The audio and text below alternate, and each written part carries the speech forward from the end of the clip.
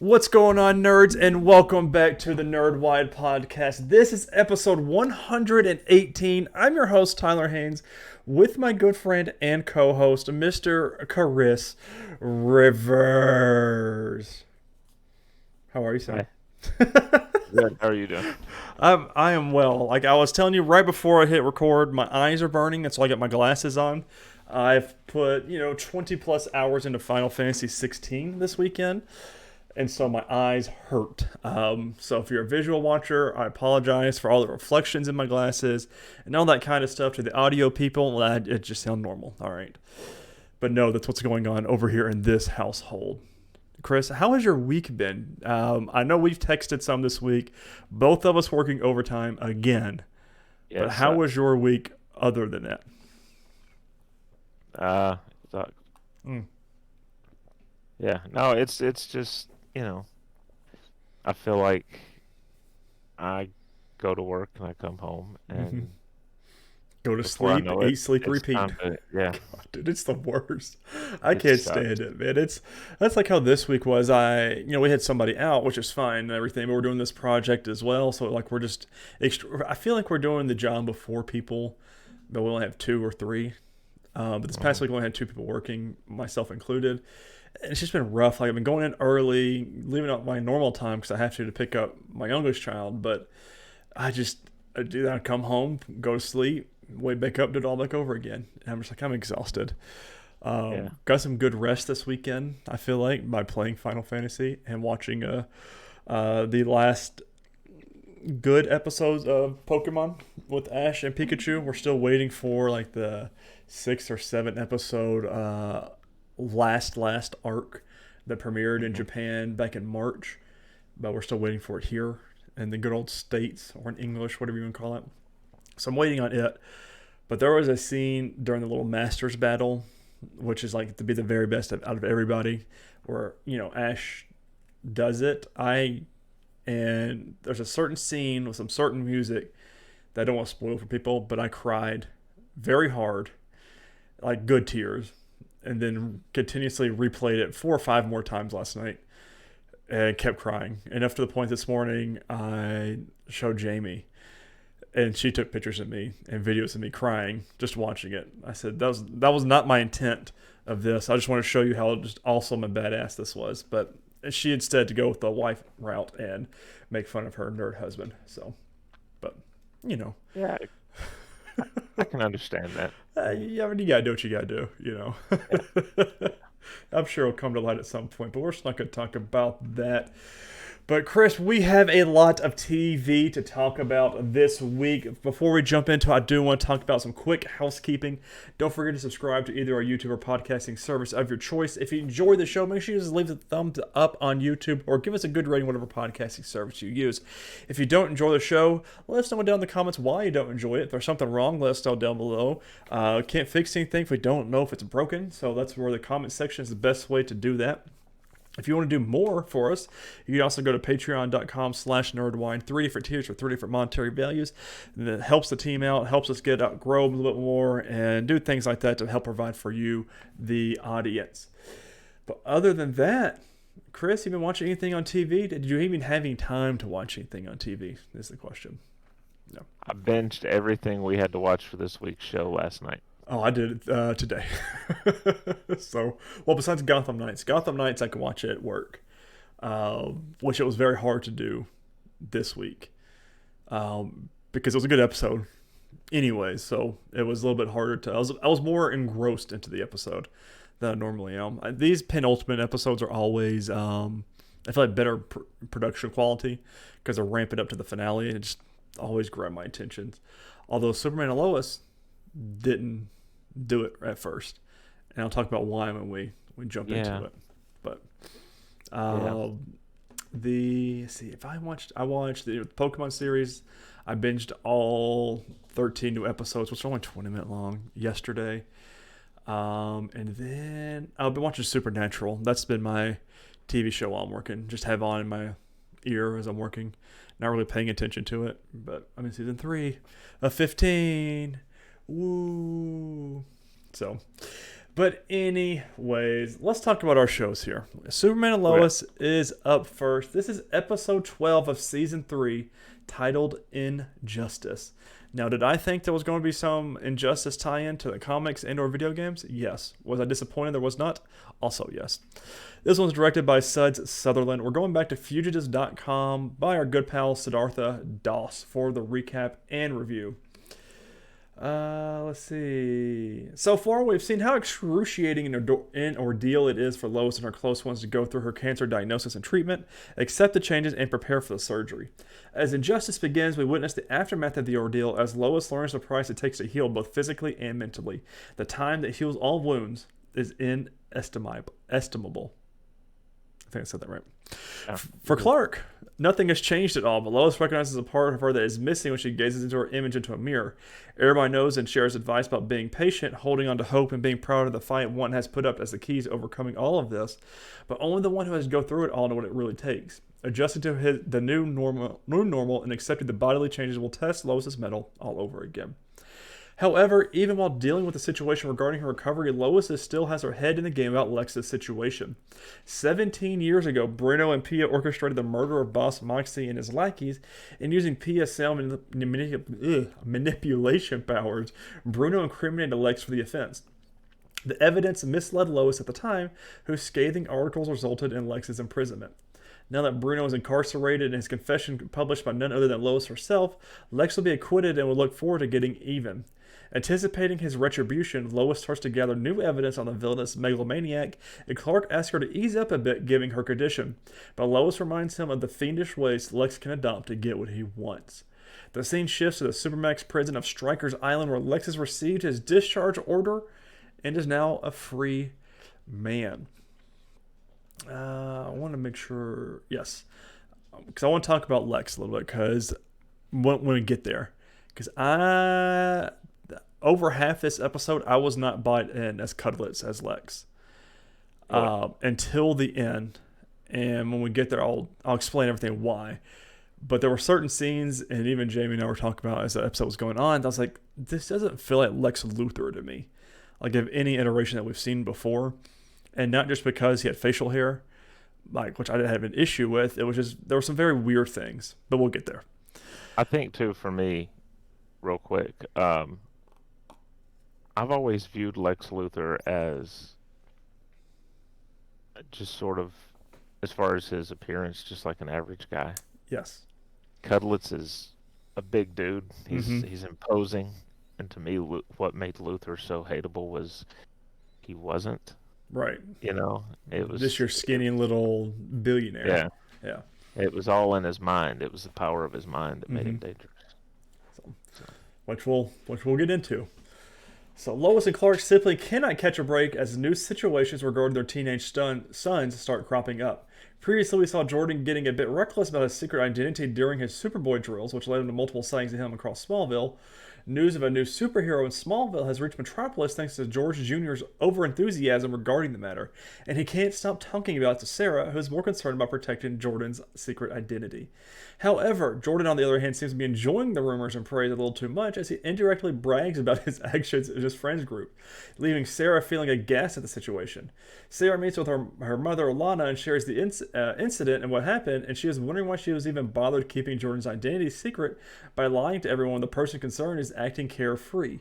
Lana meets Clark and Lois at the Smallville Gazette office and gives them a heads up about the situation, which results in Clark and Lois discussing the matter with Jordan and deciding to give his superhero career a break. Sam arrives at the Kent household, takes back the super suit and goggles he had given his grandson. So, it's very cool because watching through Smallville, like I have been for the Talkville podcast, which everybody should listen to, it's very cool to see how much Martha and Jonathan Kent did to Clark Kent as a teenager coming into terms with his powers and things, and how different it is because he is Superman's son and he has to live up to that legacy and all this other stuff, and the toll that it's taking on Jordan. And I think Jordan would have grown up like Clark if he had the parents Clark did. But now that he's got Superman, the infamous Lois Lane as parents, he has to live up to those legacies. And that's what the issue is. And It's just that's a cool little what if situation for me. I really enjoy. Right. But I mean, I would do the same thing. Let's be honest here. Teenager, emotions running rampant. Yeah. Oh yeah, that superhero's pretty cool, isn't he? Man, remember the way he saved you guys? That was really cool. Badass. I would have done the same thing. Especially at the end, everyone taking selfies with them. I mean, I wouldn't have worn that dorky super suit. That'd been the first thing I had to go, but whatever. On the other hand, at the fire station, Kyle starts treating John differently as he's recently learned about him being the son of Superman. Uncomfortable with his pampering gestures, John goes home and shares the incident with his parents, which prompts Clark to meet with Kyle and request that he not treat John any differently than other members of the team. Later, Kyle meets John and assures him that nothing like that will ever happen again, but he also lets him know that he's a bit upset at the fact that John didn't talk to him personally. Needless to say, John didn't like Clark approaching Kyle, bringing up the matter. So, I had a whole issue with this little storyline. One, I'm really upset that they're not going to be regulars again next season. And that's all I could think about this whole episode was all the people we're going to lose as regulars, which, I mean, it happens. But the whole Kyle treating Jonathan differently, I didn't see it as, me as a viewer, did not see it as him treating him differently because he's the son of Superman. I just thought it was him coming into the way of at the fire station. He's gone through all this stuff. I just didn't see it as, oh, you're the son of Superman, so I'm going to start giving you a different treatment. I didn't see it that way. Yeah. But, I mean, I could be wrong. And then the whole, the cringy stuff with Clark going to meet with Kyle and say, hey, I know he's the son of Superman, but he just wants to be treated like normal. I felt Jonathan's, I don't know, I guess emotions during these parts, because I was like, oh, that's because he never even talked to him about it or said anything to him about it. So just, I don't know, it's just very weird to me. I thought that we were going to, when I saw, one of the big things go with the storm, I thought I thought they were going to go ahead and kill everybody else. It's like, nah, we'll just kill all this family off and say that's how it happened. Could you imagine? They're really getting into this. Okay. They knew what they were doing. But we didn't get John Henry or Nat in this at all. It's like, because I feel like that's how the next season is going to go. Like, they'll come in as guest stars, I guess is how they would be. Yeah. And we'll get them for every other episode or every 2 episodes or something. But I'm very curious to see what the end of this season looks like, because they're going to have to retcon some things that very first episode of season 4. And it's all I can think about, and I don't like thinking about it. I'm going to be honest with you. I think it's got to be a move to Metropolis. Yeah. I mean, that's the only thing that would make sense, right? Yeah. So move them back and have them come into Metropolis every now and then. And maybe it's Jordan who's one of the main reasons why. Smallville's too small of a community. God, what a terrible name, by the way. Smallville Samaritan. God, no. Just call me Superboy. Jesus. By instructing the warden of the prison, Lex keeps the news of his release a secret and starts walking towards his destination. As he remembers his time spent in prison, viewers get a flashback of the events. During his initial days, Lex's rash behaviors caused him to get brutalized by seasoned prison inmates and shot callers as a form of schooling the new fish.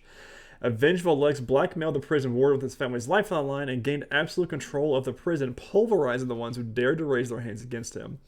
The scene where he uses a shot caller as his chair and sadistically tortures him while having breakfast tells viewers enough about the viciousness he is capable of. In the present day, as Lex walks out of the prison, a storm brews in the background, indicating the dangers about to befall Kent, and the scene also resembles Mike's Caddy getting out of prison in Cape Fear. So, the issue I had with Lex is he does not act and or look like a billionaire should. Or my image of what you would think billionaires are. So, when he first got arrested, those flashback scenes, those were fine, because we even see pictures of him in a suit and everything. I was like, okay, this is a billionaire, believable. But when he's leaving the prison, you mean to tell me this billionaire is walking out of a prison, not getting on a helicopter going somewhere. He's walking from a Supermax prison with a wife beater on, a white t-shirt, and a jean jacket, and he's just walking. I Yeah. mean, come on. He walks all the way to Smallville. Correct. I mean, I didn't buy it right up until, and like I love Michael Cudlitz, phenomenal actor. But even in prison, I didn't really buy it. I'm like, this guy is supposed to be a super genius, super manipulative and super smart and everything. But we really didn't get that until the whole warden situation. And even then, I didn't really buy it. I'm like, dude, you spent 17 years in prison and you didn't once try and get out or do anything? Come on, that's not Lex Luthor. No. It's the only problem I had. And to me, after the banger season we've had, this has been the lowest episode for me. And it shouldn't be that way, being the penultimate. And it makes me think, I know we've talked about it, I think we've talked about it in the past couple episodes, but with Bruno Mannheim done, and we having the 2 episodes left with Lex Luthor, I don't think it should have been that way. Like, I think they should have finished the Bruno Mannheim story and it's been it. And we, potentially this 4th season, which of course they didn't know at the time, deal with Lex Luthor and the aftermath of what happened. So I don't feel like the stakes are high enough for the finale next week. Yeah, because what are the stakes? Correct. And that's like, there's nothing I'm worried about right now. Right. So he gives Lois the warning that he's not asking for an apology because her words don't mean anything to him. right. Um, he says you just need to retire. I don't ever want to see your words anywhere again. Which is not a bad, not a bad ultimatum here. You know how And bad Lex is. Just let Superman deal with it. Let the Lois Lane part of it be done. well, the funny thing is though, is based on how it was going, who knows? She might have decided to retire on her own Right. with her health issues and everything like that. But now that he's telling her you're going to, what's Lois going to do? Yeah. I'm not I'm not retiring. doing that. Even if I was planning to, I'm not going to do it because he'll think I did it because he told me to. Right. Oh No. man, we're going to talk about some stuff. The ending scene was probably the best and that second best of this episode. But we're going to talk about it because that's when I believe that Cudlitz was Lex, was that scene on the porch. We'll get there. A tornado is seen to be forming at Smallville, which, by the way, did you notice they were setting this up the whole episode? Because they were What? the tornado and Yeah. the storm, because like kept showing like flags blowing in the wind and stuff like that. I was like, huh. I was like, what's that? I was like, oh, and then you hear the tornado sirens, the whole city reacting. Really, really well done. A tornado is seen to be forming at Smallville, and people start rushing towards shelters, underpasses, and basements. On his way to DOD, Sam stops and guides a bunch of passerbys towards the underpasses. The tornado starts getting stronger at the moment, or by the moment. Clark arrives in his Superman attire and starts to neutralize the tornado using his frozen breath, which I don't really understand the science there. I'm sure this makes sense, but I really don't get it. Cool in the air. Oh, that's what the cooling. Okay, all right, I'm with you. Jordan, ignoring his parents' previous commands, takes the super suit from Sam's car and joins his father. Clark tells Jordan that he can control the situation just fine on his own, but Jordan insists on helping him. The father-son duo managed to successfully rein in the tornado before it could cause any significant damage. Unfortunately, Jordan's hunger for attention and adulation acts up as he stands among the rescued people, letting them get selfies and whatnot while Sam and Superman just watch in disbelief. Sam could have covered up the rumors about the Smallville superheroes earlier with the only articles published about it, but now that there's footage exists, it's impossible for him to keep it secret. He also fears the worst might happen if someone indeed starts tracking Jordan's movements, deduces his identity, and eventually learns about Clark as well. Lois and Clark reprimand Jordan, who acts increasingly aloof, and as Clark chimes in about accountability, Jordan pushes him in a display of insubordination. This scene was intense. And I was just waiting until we got there, because you get that super son with the superpowers it bucks against the dad. And oh man, Tyler Hoechlin's acting here was just very well done. Later, Sam advises Clark to rein his son in before his careless demeanor puts non-powered members of the family at risk. Clark's vulnerability as a parent is extremely perceivable from the way Tyler Hoechlin acts in the moment. Yes, that's exactly what I was saying, because it's just that whole scene and his face and everything, like that's a parent face right there. And and he said, go to your room and you do not leave until I tell you to. And I was like, ooh, yes, sir. Reminded me of back in my youth. Not saying I was a bad kid, but there were moments. The daily dose of stress is not yet over for the Kents as Lex arrives right at their doorstep. Lex blames Lois for being wrongfully imprisoned for 17 years, which also contributed to an estranged relationship with his daughter. As a form of apology, an infuriated Lex asks Lois to quit reporting right now or prepare to have grievous consequences. Lois stands up for herself and gets mocked by Lex, who says that her bravery is only the result of Superman and the DoD backing her up. After directly threatening Lois and her family, Lex takes his leave and warns that Superman is next on his list. What a scene. And this is what I was talking about earlier. I didn't really believe that Cudlitz was Lex until this scene. And I'm like, okay, the beard and outfit and everything I can move past because he was threatening and terrifying. Because we know, I guess he doesn't know who Superman is even after all this time, which is fine. But when Clark bucks up to him, he said, "I'm not talking to you, I'm talking to your wife," or he said something like that. I was like, whoo. He just got done with the argument with his son. You don't want to, but like the way that he argued and kind of manipulated Lois this conversation was really, really, really well done. Because like he was like, oh, got teenagers. Oh, they'll be 16, aren't they now?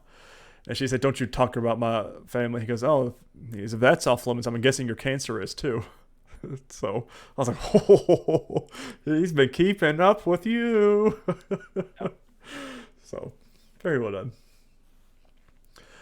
Departing from Kent Farm, Lex goes directly to Bruno's dilapidated research facility in the hopes that he can access the information regarding Bruno and Dr. Hook's metahuman experiments. However, he and his henchmen meet Bizarro, which is henchmen. Siddhartha here. Let's put a little respect on his name. That was, God, he's in everything. He's all the Lex stuff. Anytime you deal with Lex, he's there.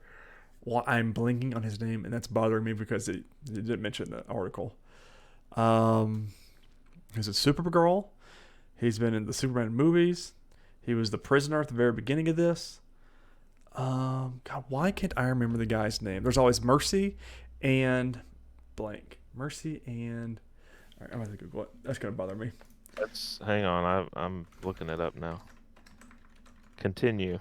So we'll go back to however, he and his henchmen meet Bizarro, who is turning into a gnarly feral version of himself as he has been feasting on rats. Disgusting. Before Lex can plan the possible option of approaching the doppelganger of Superman, Bizarro jumps on his henchmen and is hinted that he brutally decimates most of them. In the finale, Lex will probably come up with a way to control the monstrous being and use him to take down Superman. So that's how the episode ends. Still, lowest episode for me. Otis, yes, and he's in everything. But did you notice that he was that was the prisoner from the episode and everything? I thought it was a nice little touch there. He whipped him so bad to becoming his main henchman, who didn't live past one episode. Right. So yeah, that was we didn't see anything. No. Which is sometimes more effective than showing us what's happened. We saw him munching on that rat though. Just don't know what's going on there, but don't like that. Bizarro is now zombie Superman. Mm-hmm. Out there trying to eat brains and. Which I guess that's the main villain for the next episode is Bizarro. I'm like, all right, that's not really a big lead up payoff to anything. So I'm curious about it. They had a very, very, very strong season, and we're kind of, I don't know. Like I feel like these two episodes probably could have been the beginning episodes of season 4. Yeah, and just have your Bruno Mannheim story in this season. And I feel like that the last episode we watched felt like a finale enough anyways. And they could have ended that episode with Lex walking out of prison. Or even the notification. Right. Where he says, "I'm a free man." And they're like, ooh, and like, okay, so we still got Bizarro in the tunnels, and now Lex is free. Season 4. I mean, yeah. Come on. But I think potentially there could be some studio stuff doing that. Maybe. Or cause of that. But the lowest episode for me on a very, very, very high season. So I think next week, though, I'm just going to have to get in my brain. This is the premiere of season 4, and we're just going to have to wait a long time for the CGI to catch up for the rest of the season. We're having like a few months of COVID break. Yeah, just another. It's not like we're not used to it at this point. Gotham Knights episode 12, titled City of Owls, directed by Ben Hernandez Bray. We're going right into this. We're going back to fugitives.com, and this is, of course, by... Oh, my mouse just disappeared. Siddhartha Das once again. Let's see. As the episode begins, Lincoln March is seen as the winner of the mayoral election, celebrating his victory at City Hall. With the amount of bad press Harvey was getting added to the womanizer tag, and thanks to his identity as Duella's father becoming public through Lincoln's handiwork, Harvey's defeat was inevitable. Lincoln gaslights the attendee and presses about making Gotham safer for the upcoming generations, while ironically, as it is shown that graves of old talons of the court are being dug up, and the corpses are being ejected with the lectern by Rebecca. While earning the city's trust using the administrative position, the couple plans to hollow it from within by using the court's enforcers. Harvey goes to meet Lincoln and threatens to expose him in public, and Lincoln uses his position as mayor to promptly fire him for the role of DA. On the other hand, at Belfry Clock Tower, the team of young vigilantes discovers the lapel pin camera is still active, contrary to Brody's last text, which stated it had been destroyed by Lincoln. Seeing Lincoln still busy with his mayoral duties in a live broadcast, the team decides to infiltrate the March penthouse to recover the camera, which they can use as evidence. Colin briefly goes to City Hall in disguise and manages to get his hands on March's apartment access key while breaking up a verbal argument between Harvey and Lincoln. Again, every time Colin is a police officer, I am all in and love it. Which hopefully this is not the last time we see it, which it very well could be. Ever. Yeah. So... Ever. Which, by the way, it's done. Like, there's no chances of revival. Misha Collins came out and said. So, he said it's just dead. He said there's nothing. I forgot exactly what his direct quote was, but he was like, nope, it can't come back or something. So, sorry to squash everybody's dreams and hopes on that one. I wish I still had it saved on my phone, but I'll find it later in the episode. Harper and Stephanie break into the March household thanks to Colin's tech help, but as they recover the camera, they find themselves surrounded by security. While escaping, the duo discovers a hidden 13th floor from where they rescue Brody from a coffin. The core security perforates Brody with bullets, but due to the electrum gaining him near immortality, Brody remains unharmed and disposes the assailants. Stephanie and Harper decide to take Brody to Belfry, where the latter shares everything that he knows about his villainous parents. Brody makes amends with Turner and decides to bury their past rivalry to assist the team in taking down the court. However, the recorded footage of the lapel camera doesn't show the identity of the March couple or of the other members due to them all wearing masks, which basically means they can prove the court's existence, but they have no circumstantial proof of them being responsible for all the deeds. Brody reveals that the court is going to host a celebration party that night as well, and Turner proposes a plan to catch the court red-handed on the spot. Perhaps the absence of a talon made the group forget that the court still has Electrum. Meanwhile, Jane states to her daughter, Duella, that she is planning to escape from Gotham with her after taking down a big score. The score was in fact turning Bruce Wayne's adopted fugitive son, Turner, into the authorities and reaping the reward, which fell through thanks to Colin's timely intervention. Duella, who doesn't know about all the shenanigans, agrees to her request of bringing the court's Al Insignia watches that were stashed at the Belfry hideout, which according to Jane can fetch them some good money as well. Duella returns to the team only to find them disenchanted due to her abandonment. Turner tries to appeal to her senses for the last time and reveals that her mother had drugged her to reap the cash reward. Turner also states that after raiding the courtroom, they might have a chance to finally clear their names, and Duella doesn't have to be on the run anymore. Duella is shocked to learn about her mother's motivations, but she rejects his proposal to rejoin the team and leaves with the watches. Very good scene. This whole part where she comes in and everybody's planning this stuff and giving her the cold shoulder, and she's like, what's going on? Because she doesn't know about her mom and what her mom did. And I thought this is very well written, although Good Turner and his acting didn't really do anything, but but the Duella parts were really good. On the other hand, Carrie proceeds to join the team for the final confrontation with the court, but her mother, Dr. Kelly, stops her in her tracks. While Carrie argues that her example of saving Gotham's hapless on a daily basis as a brilliant surgeon has inspired her to take on heroism, Dr. Kelly is too scared to even consider the risk the vigilante career entails. She uses Carrie's deceased mentor, Batman's fate, as an example, but Carrie's youthful enthusiasm doesn't let her heed her mother's words, and she jumps out the window. Very cool. This is a matter of time, but yeah, I don't know. I actually don't know if it was earned, this scene, or really needed, but whatever. Yeah, I mean, she does kind of come back at her mom a little bit there. Yeah. What she says, her mom says something like, something about Batman or Bruce Wayne or what have you. Look where that got him, and she's like, Carrie says, I think he would say that you shouldn't be trying to stop the good guys, right, or fighting against the good guys, or something like that. Yeah, it's like, yeah. It was. I could see from both perspectives. This was a very weird scene for some reason to me. Yeah. But the court security informs Rebecca March about the break-in. She decides to handle the situation herself. During the court's party, Rebecca showcases all the former Talons who had served the court for centuries to be resurrected, prepared to act out the court's will through the generations. Later, during a conversation with Lincoln, she reveals that as per her contingency plan against the recorded video proof, which is now at the fugitive's disposal, she wishes to remove all the evidence of her involvement with the court. She has planned to murder all the members with the Talon's help, thereby staying clear of any involvement of her getting exposed. She also poisoned Lincoln, who due to the electrum exposure cannot die, but will stay in a comatose state for a long time, long enough to be buried alive. The team reaches the court's meeting and discovers the dining table to be surrounded by the deceased members of the court, an almanac consisting of Gotham's elites and most influential individuals. Brody finds Lincoln in his comatose state, but mistakenly considers him to be deceased. The next part of Rebecca's plan comes to fruition as the SWAT team arrives at the spot and captures the team at once. On the other hand, Harvey was previously tipped off by Turner in the hidden 13th floor of the March apartments, which is part of a default architectural design by superstitious Alan Wayne, and which, unbeknownst to all of them at the time, was Talon's way of moving around the city freely, evading detection. Smart. Like, that was the coolest and smartest thing to think about this whole episode. Harvey speculates that, as the architect of Gotham's entire cityscape, Alan Wayne must have installed the hidden floors in all the major buildings, and he goes to Wayne Tower to validate his suspicion.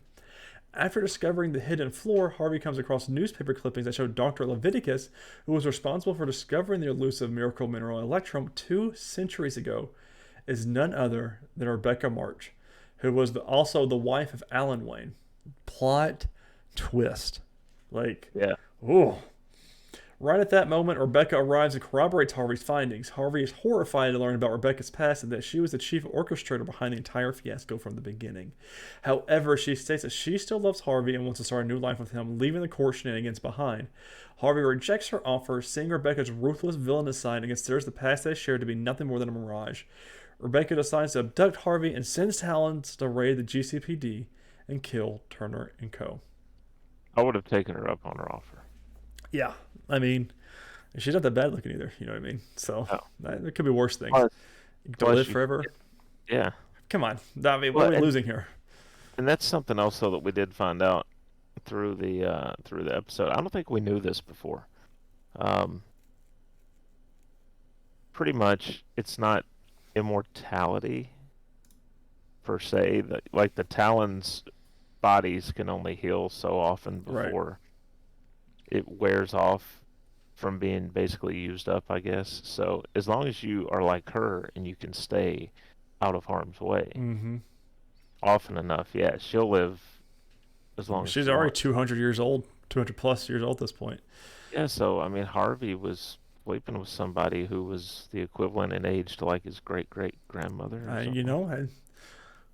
The gilfs are, they're out there. So he found him a sugar mama. So it happens, not a bad episode. I really enjoyed it, and again, this felt like a penultimate episode. I'm very curious. I mean, Duella and Harvey are the only ones that could bust our team out at this point. So, because literally everybody else is captured. So we'll see what happens. I know they're not going to have like a jump the shark type moment here, but what if we found out Bruce Wayne had also Also been on uh the Electrum already. yeah, Been watching everything in the shadows. And come back, it's a big cliffhanger moment and series finale. yep, that's So, it. no, if you want to It watch more, watch Gotham. The it best is show. odd. Yeah, Gotham was great. Um it is odd though that they're not going to bring it to Max. Mm-mm. They have It's the streaming rights. So yeah, I don't know what that's about. Let me see if I at can least find. at least give them a movie or a limited 6 episode run or something just to kind of wrap things up. Kill Turner off first and then wrap things up. Right. I'd be So, good with not seeing him for 6 more episodes.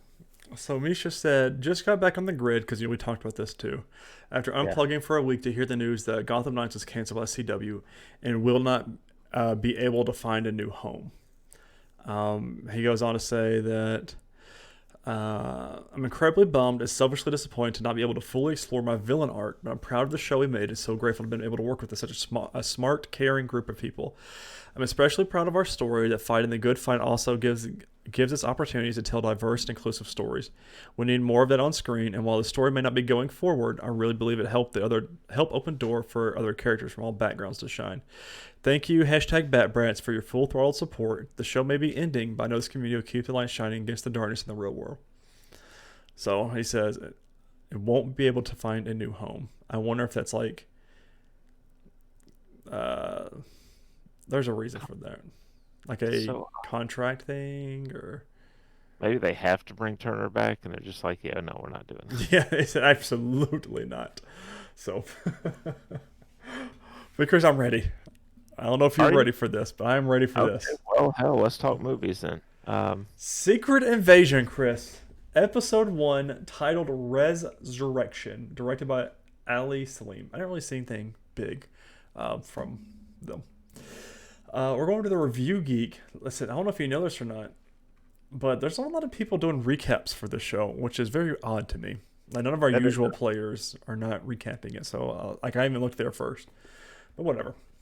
This is by Arnav Sravastava. Episode 1 of Secret Invasion begins in the present day in Moscow. Agent Everett Ross, played by Martin Freeman, meets with Agent Prescott to discuss rising terrorist attacks around the globe. Prescott believes that the attacks are collaborated by the Skrulls, an otherworldly entity that can shapeshift into humans. He gives evidence to Ross to pass on to Nick Fury for action. Prescott senses hesitation in Ross's voice and tries to kill him, thinking he is a Skrull. Prescott is almost successful, but is shot by Ross and then breaks free and makes a run for it. This whole beginning sequence, I was like, what the hell is happening? Like, I was right. rethinking all of it. I was like, I don't know what is going on. I loved it. And this is what I'm really expecting from the show. Ross is pursued by somebody and he calls for backup during the chase. Unfortunately, he falls to his death right in front of Agent Maria Hill's car. Brutally, by the way. The Yeah. man in pursuit turns out to be Talos, the leader of the secret Skrulls sect. We then see Ross's face change into that of a Skrulls. Nick Fury returns from deep space where he was working with the Skrulls upon Saber. Since Secret Invasion begins with Phase 5 of the MCU, the events happen after Avengers Endgame when Fury went to deep space to recalibrate and figure out his place in the new world, which they mentioned several times in this episode, which makes me think that there's something else going on. Because they mentioned he's not the same person he was since the blip, Right. and they kind of explain it at the end a little bit. But I'm like, they're drawing attention to that. MCU does not do anything more than once without a reason, and this was 3 different characters telling this him. So I'm like, there's something going on here. But like, I don't Also, think anything big. But I also wonder if it's something like the real Nick Fury is still up on Saber, mm, and this is a scroll that he could trust who came to Earth to. well, because Because remember it was Talos in No Way Home or Far From right, Home. right, So and which Maria picks up on the fact that he's not mm-hmm. normal. Well, and everyone's acting like he's too old for this too, which I mean he is older. Yeah, Um, Which, listen, I'm going to go out and say Samuel L. Jackson loves playing Nick Fury. And he said, I don't ever plan to stop. He said, until they force me to stop, I'm going to be Nick Fury. And I'm Yeah. like, yeah, you know what? That's you absolutely you are. So, uh, and you could tell, and I don't know if like, some of this was improv in some of these scenes with him because he just knows what he's doing. And he's played so much roles that he knows what the scene calls for. But there were some moments, which if they mentioned in the article, I'll point out, that I'm like, I don't know if that was in the script, but I think it was better for it not being in the script. The trio Yeah. gets together and discusses Gravik's next plans. Gravik is the leader of the rebellious Skrulls who want to take over Earth as their new home. Hill explains that Skrulls are immune to radioactivity and must be hiding in the abandoned bases in Russia.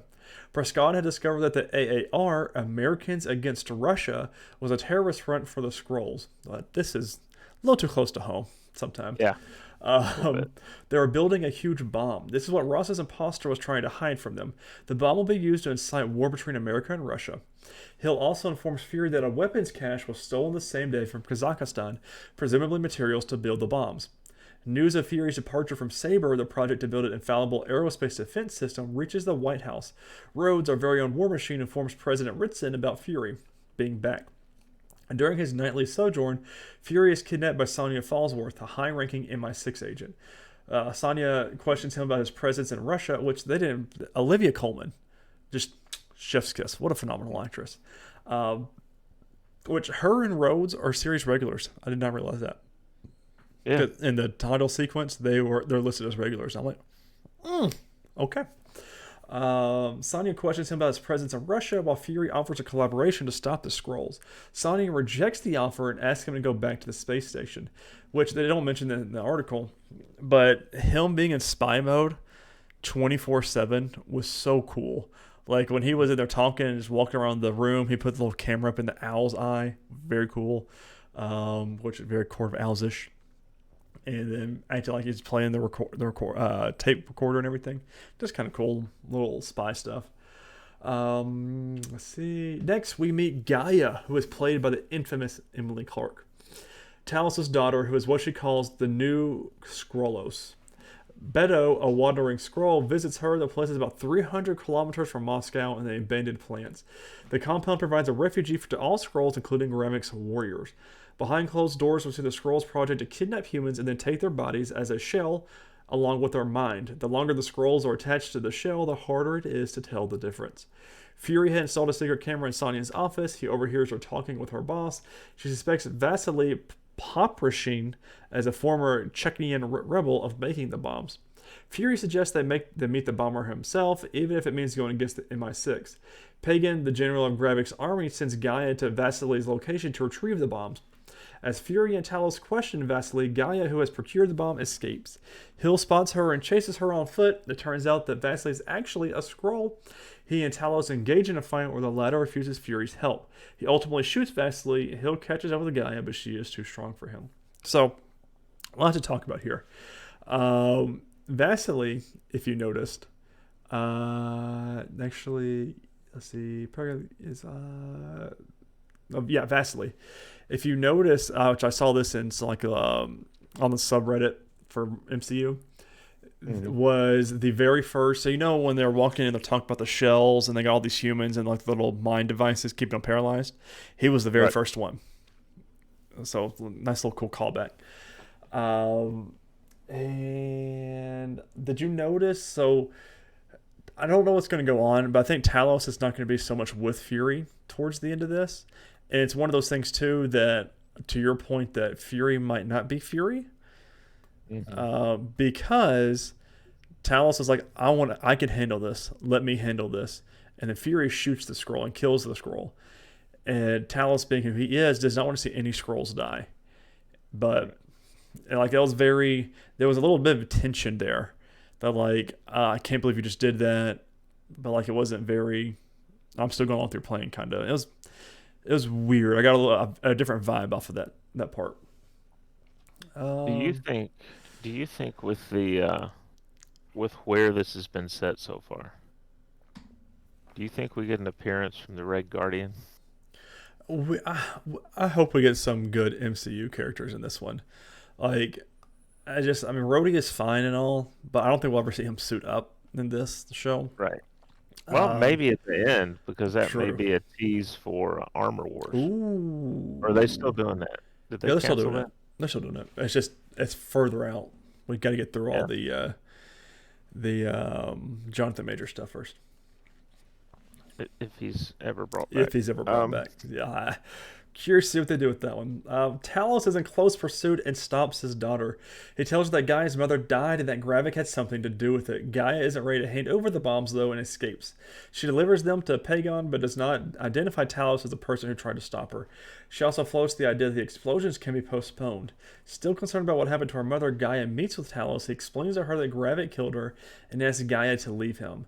She tells him that 3 explosions are planned for the very next day. The scrolls are present among the general population. Gaia has marked each of the bags with infrared spray so that Talos can identify them. They'll be placed throughout the city during Unity Day. The day of the bombing arrives, the trio of Hill, Talos, and Fury try to stop the incident. While Fury follows Gravik, the other two chase the other bombers. It turns out the bombs have been planted already, and the scrolls were carrying decoys. Gravik detonates the explosives, and killing hundreds lose their lives. Gravik also shoots Hill dead and escapes. So, very cool scene right here at the end. I really, really, really enjoyed Gravik being all the people we saw Fury walk past during yeah. the very beginning. Because, like, again, MCU doesn't do anything by coincidence. Right. And you see him noticing all these people. I was like, okay, he's a spy. He's just being aware of his surroundings and these people and stuff like that. But the way that all of them were looking at him was obviously for a reason, and it turns out it was Gravik. This was very, very well done, this bombing scene with the city, because of, we thought that was 3, it ended up being 4, and then we see Hill kill Maria, we see Fury kill Maria Hill, and then we actually see Fury look up and see himself, and it turns into Gravik. And the way that they use people to, kind of wipe the frame for the scroll to turn into different people was very, very like chef's kiss well done. And it just gets you thinking, though, I really wish this was like a phase of like multiple movies of the MCU instead of a TV show, because Secret Invasion is a really, really, really good comic line, and it has everybody thinking, these could be scrolls, my best friends could be scrolls, and all this other stuff, which I talked about at the very beginning. But it's all very, very well done. And like, even when we get to Age of Ultron, we'll talk about it in our MCU reviews we're doing. But so people are thinking that Nick Fury was a scroll all the way back in Age of Ultron, and he's been working with them for that long because Nick Fury. I don't think we've talked about this on the show before. He eats. He'll never. Oh, we did talk about it. We talked about Miss Marvel interview. So yeah, I'm like, it just makes you think who all is a scroll and how long have they really been here? And I wonder if this show, if we're gonna get hints of this, of other characters in the MCU being scrolls like that, because we didn't get of course the Miss Marvel thing or Captain Marvel thing until recently, until 2018.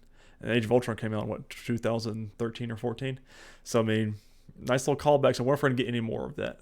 But so far, I'm really digging this show, and I wasn't at first because like we're kind of all over the place. But then the bombings happened, and I was like, oh, okay, it's all for the payoff of this. So, hey, and Kevin Feige, I trust. So, can't do anything wrong right now. Well, and in Sam Jackson, you trust. Yes, that's it. And listen, I did not think they were going to kill Smolders off so quickly. I didn't. No, I was not expecting that. I thought she was a series regular for this, but nope, just a guest appearance. Well, Maria Hill could be dead, but she could still pop up as a scroll pretending to be her. That's a very good point. So she could still be in more episodes. Yeah, it's so far it's been it's been 1 episode, but so far it's been a good show. I like the fact that Emilia Clarke is in this. She is such a good actress.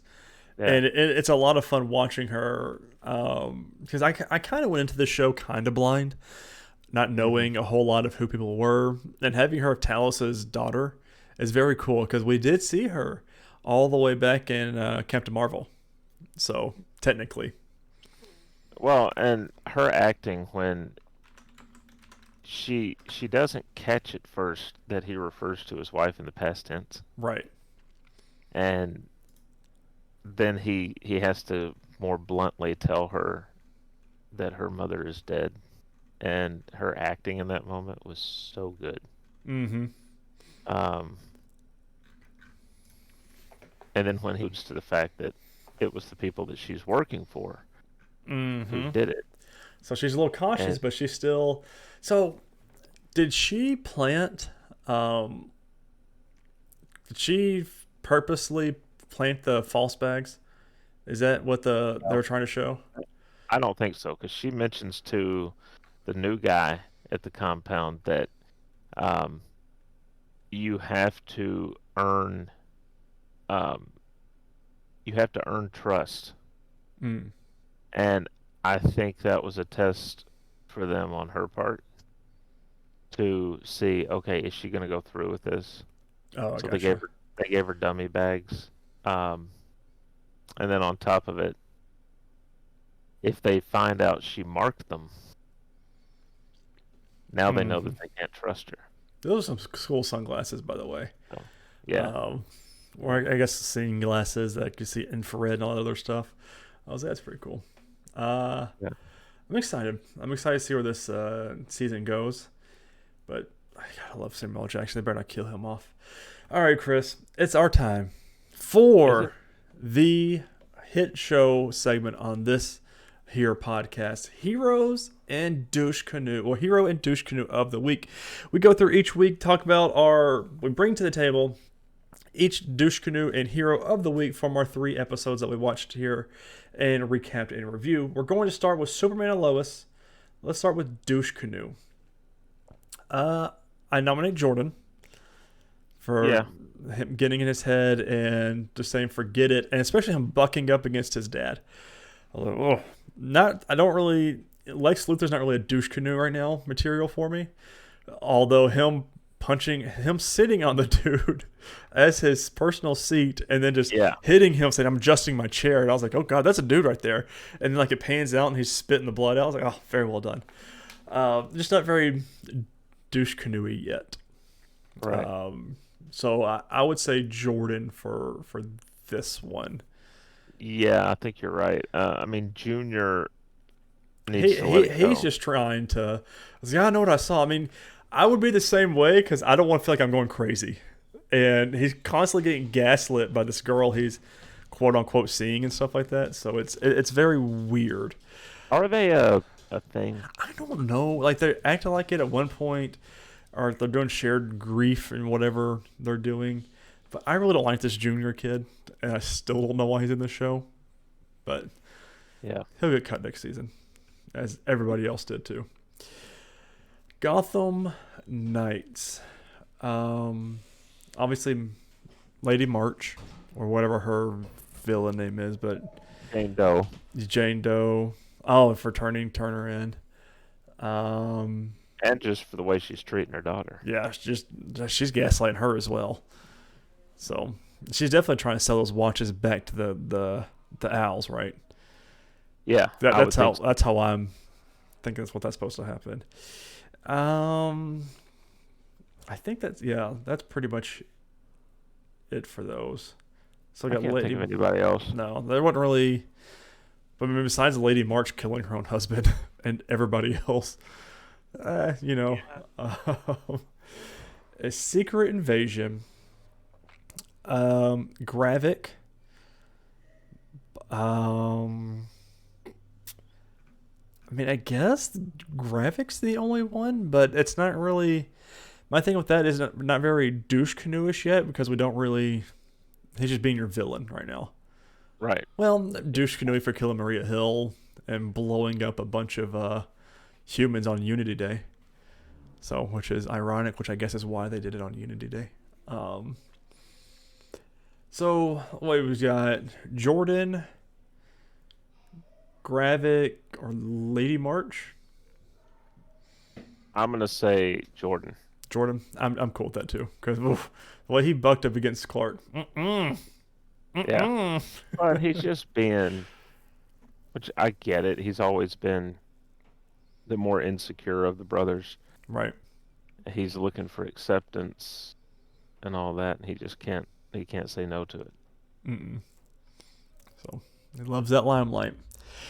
Hero of the week: Superman and Lois.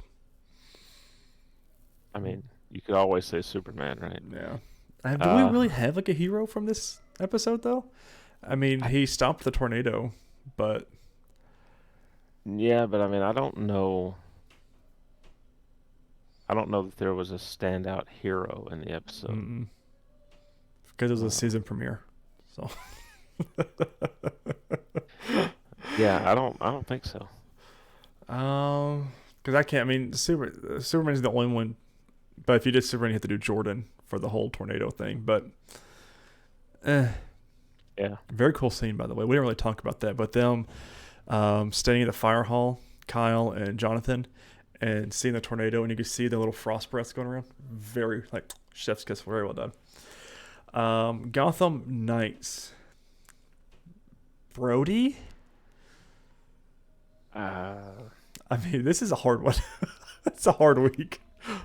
Yeah, I mean, you could say Harvey for helping them get the key card.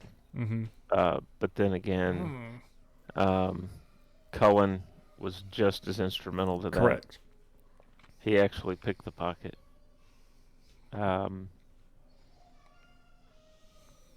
I don't think there's anybody else. I mean, Mm-mm. It's very like a light hero work week we've got yeah, going on here. Uh, I've got maybe I got really nothing for that one.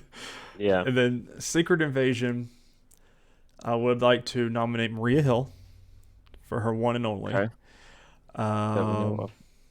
That we know of. Talos, Talos. I think you could.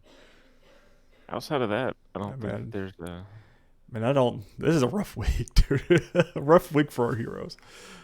Because I don't think Fury did much Nope, but I in mean, the episode. he didn't do hardly anything, honestly, besides Yeah, chase Gravik around and shoot that one scroll. yeah. But He planted the camera. playing a camera. What do you think, Maria Hill? Maria Hill, yeah. Okay. Congratulations, Maria. Potentially your last and only one. Releases, well, we'll see. You know, releases this week. The Bachelorette new season starts Monday, June 26th. Oh, Listen, I've got a lot of TV to watch this week. Thursday, June 29th, The Witcher Season 3, Part 1 with the one and only Henry Cavill on Netflix. And then Friday, the next day, June 30th, Jack Ryan Season 4, the last and final season on Prime Video. I'm not going to go is back this and rewatch it because I've just did that earlier in the year. So, is this not the Liam Hemsworth Season 4. run of the Witcher season 4? Mm-hmm. Okay, So, but but you there, got one more good season. yeah. And we'll see I what shouldn't happens say after that. that, but I blame The Rock for that, by the way, because I'm pretty sure The Rock was instrumental in Henry saying, well, no, it was the writers at Netflix because they were going away from the source material, and Henry was like, no, I only am going to do this if we stick true to Alexander, I think is this guy's name, books and work, and they went away with it. So, but other than that, that's all I've got. cool. Later, guys. Done. Dunzo. Movie. Did you watch any movies other than No, just I didn't very get to? very busy this week. Yeah. So we're gonna do a quick rundown of the movie we watched this week, The Incredible Hulk from 2008, starring Edward Norton, I was a William Hurt, sophomore in high school. Liv Tyler. Shut up. Tim Roth. How old was I when this? Let's see, 2008. I was 29. Mm.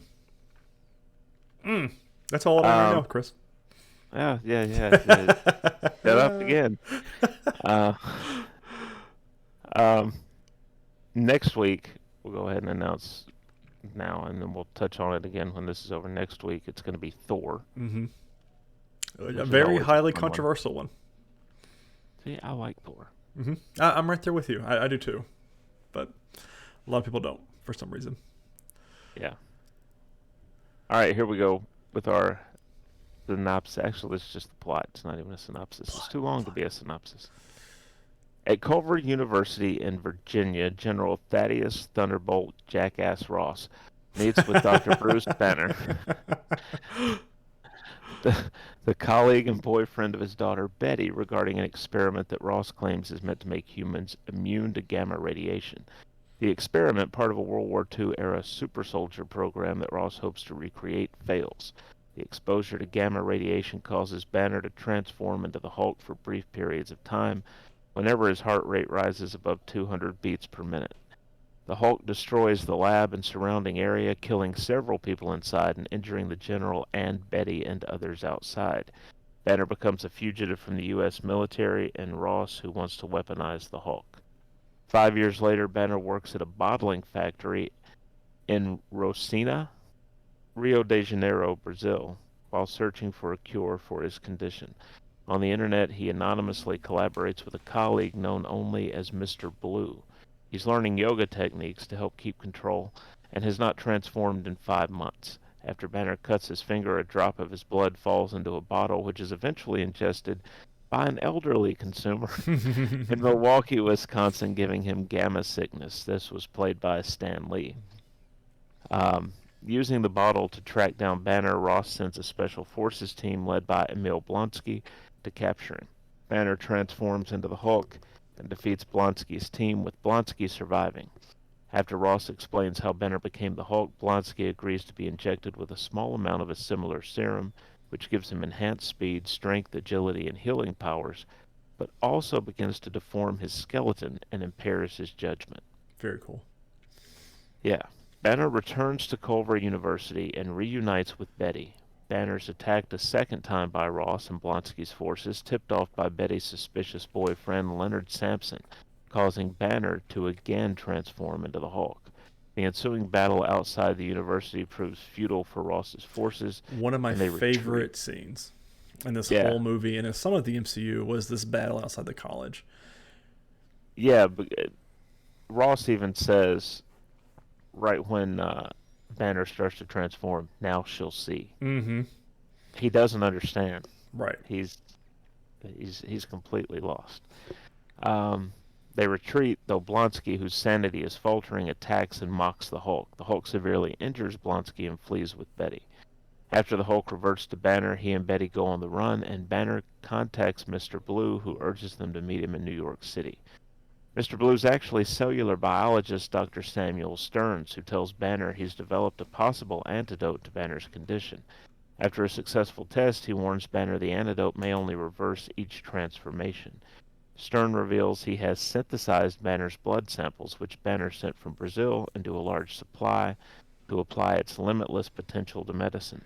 Fearful of the Hulk's power falling into the military's hands, Banner wishes to destroy the blood supply. A recovered Blonsky joins Ross's forces for a third attempt to take Banner into custody. They succeed, and Banner and Betty are taken away in a helicopter. Blonsky stays behind and orders Stern to inject him with Banner's blood, as he covets the Hulk's power. The experiment mutates Blonsky into the Abomination, a creature with size and strength surpassing that of the Hulk. He attacks Stearns, who gets some of Banner's blood and a cut on his forehead, causing him to begin mutating as well. The Abomination rampages through Harlem. Realizing the Hulk is the only one who can stop the Abomination, Banner convinces Ross to release him. He jumps from Ross's helicopter and transforms after hitting the ground. It's a funny bit, too, when he realizes he's not going to transform. Yep. He smacked that ground hard too, though. He did. He went a little ways down. After a battle throughout Harlem, the Hulk defeats the Abomination by nearly strangling him to death with a chain, but spares his life upon hearing Betty's pleas, and leaves the Abomination for Ross and his forces to arrest. After having a peaceful moment with Betty, the Hulk flees New York. A month later, Banner is in Bella Coola, British Columbia. Instead of suppressing his transformation, he begins to transform in a controlled manner with a slight smirk. Later, Tony Stark approaches Ross at a local bar and informs him a team is being put together. End of movie. Mm-hmm. So I remember this. First off, I gave it out of 5 stars. I gave it 3.5. I gave it a 3. It's one that I remember at the time a lot of people being really, really down on. I didn't see, like, I don't understand why either. Because I don't that's how I either. remember it as well. And I'm just like, it's a good, solid movie. And I I kind of like this actually, Hulk better than the MCU Hulk that we've come to know. And I yeah, just think it looks better and like more menacing and dangerous and stuff like that. But yeah, yeah. That Hulk definitely looks better. yeah, Um, but I think it's in part,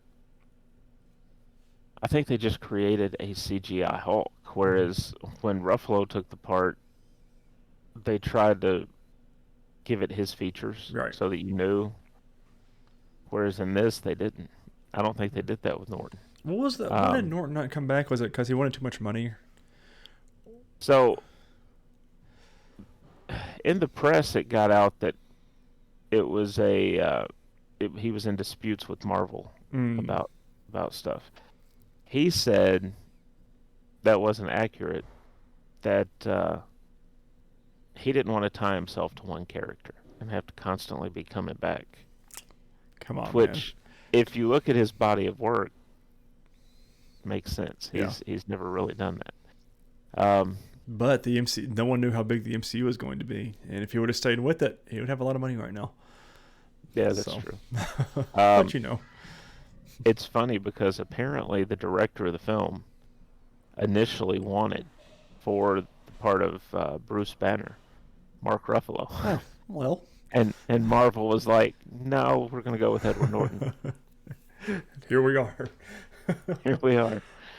Um, but it's not a bad movie, like you said. I think the Hulk looks better. Hmm. Um, And Liv we're still Tyler's using great a in lot this. of the same characters throughout the MCU too. Yeah, Of yeah. course, Liv R.I.P. to William Hurt. William Hurt. So, which Harrison Ford's gonna be the new William Hurt, which I'm not really sold on, but you know what can you do? Yeah, we'll see how it goes. Yeah. Um, yeah, 7 out of 10, 3.5 out of 5. Yeah. I feel like it's a good. I don't think it's the worst MCU movie. I completely agree with you. Definitely not. I don't think anywhere close to being the worst MCU movie. Right, right. Um, but I've I had like the some. way that they. Go ahead. I like the way that they have his location get discovered. Mm-hmm. He thinks he's cleaned all the blood up. He thought it missed the bottles, and there's one that some got Just into. they just track it down very, very smartly. I've got some fun little, which ties into some of these Easter eggs here. So, shown in the opening credits are the blueprints for the weapons we'll later see deployed against the Hulk, which are, of course, created by Tony Stark with the Stark Industries logo on it. The beginning credits are filled with Easter eggs, including a brief reference to Samuel L. Jackson's Nick Fury in S.H.I.E.L.D. Later seen in the film, played by Ty Burrell, Doc Samson is another character in the Marvel Universe who was capable of fighting the Hulk, which I wonder if we'll see that later on. A friend of Bruce Banner's in the comics, Rick Jones, is one of the reasons that Banner was originally struck by the Gamma Bomb that turned him into the Hulk. Jones also turned into a super strong hero himself, titled A-Bomb. Of course, we talked about Stan Lee drinking the soda bottle. There is a Lonely Man theme playing when Bruce is walking through the streets. The theme from the classic Incredible Hulk TV series titled The Lonely Man plays during this section of the film. The Stan Lee's bars, of course, a nod to Stan Lee. We see Paul Soules in the movie. He's the owner of Stan Lee's. His name is Paul Soules, who previously provided the voice for the Hulk in the 1966 animated series, the Marvel superheroes. Of course, we do see Lou Ferrigno, who played the Hulk in the 1970s. One of the And Bill scenes, Bixby. do what? And Bill Bixby. And Bill Bixby. Um, General Ross is also a fan of Captain America. You can see a picture of the Star Spangled Man hanging in his office. Dr. Reinstein, the container that includes the chemicals for the super soldier serum, includes the name of Dr. Reinstein, who is the alias of Abraham Erskine from Captain America, the First Avenger. We see the purple pants make a debut in this. Of course, is the reference to Funny. his trademark purple stretchy pants. You can see two people being interviewed on screen with General Ross, who is Jack McGee and Jim Wilson. The two characters interviewed on the news report about the Hulk's attack have a history with the character. Jack McGee was a character from the original TV series, while Jim Wilson was the first in the comics befriending the Green Giant. Very nice nod. Blonsky's transformation into a monster is noted as potentially being an abomination by Dr. Stearns, which is fitting since that's the character's name in the comic books. And then following up on that, Stern is also turned into the leader. This fourth wall-breaking tease hints at a villainous future for Stearns, who is the giant-headed villain, the leader, in the source material, which we haven't really seen since. So I don't know if we will, but... And that's probably just because they haven't been able to give the Hulk his own. Well, they still have the rights to again. him, yeah. Yeah, it's still a Universal property. They got to quit that stuff. We see David, the package to Bruce from Betty is addressed to David B., a reference to the Hulk's name change in the TV series where he was called David instead of Bruce. And of course, the last one, Robert Downey Jr. returns, was Tony Stark for some reason, speaking to General Ross about the recruiting of the Hulk for the Avengers. So, which I don't know, this article's got it wrong. He wasn't recruiting the Hulk for the Avengers. No. He was just saying he's got a team there's being a team formed to work on, take down the Hulk. But regardless, that's our Easter eggs for the Incredible Hulk. Yep. Next week again, Thor. Releases this week. Indiana Jones and the Dial of Destiny is going to be in cinemas June 28th in the UK, June 30th in the US. I think I saw something earlier this week where Harrison Ford said this is it. Well, I would hope so. He's like 90.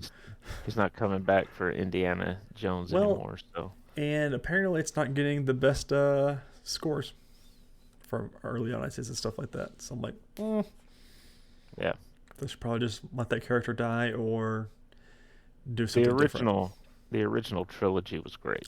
Which, the only one that I've seen, I know we've talked about this before, but the only one I've seen is Crystal Skull. I'm ashamed. You know what? I'm going to add that to our list, by the way, just so we have that there. All the Indiana Jones movies? Only just Indiana Jones. I'll just put Indiana Jones on here. Because, once we get done with the MCU, we'll be in 2025, but just to get done with those.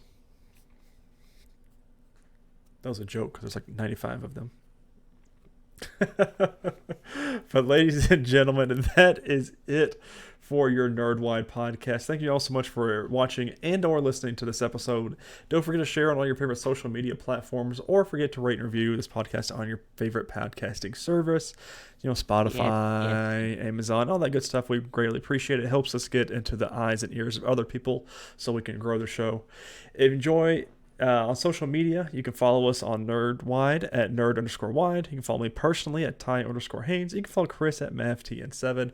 On Facebook, just search a Nerdwide podcast, Nerdwide, nerdwide.com. We're the first things that pop up. Either one of those, if you follow us on social media, that's where we get you the news. If there's any scheduling changes or anything like that for the episodes, those are the places to be. But as always, this has been this week's episode of the Nerdwide podcast. And listen, next week's going to be a banger. Potentially. We've got Superman and Lois season 3 finale and Gotham Knights series finale. We will never talk about the show again after next week. So it's going to be a banger. Make sure you're here for that. And if you so choose, make sure you're wearing black because we're having a funeral. So until then, guys, we'll see you next week. Later, everybody.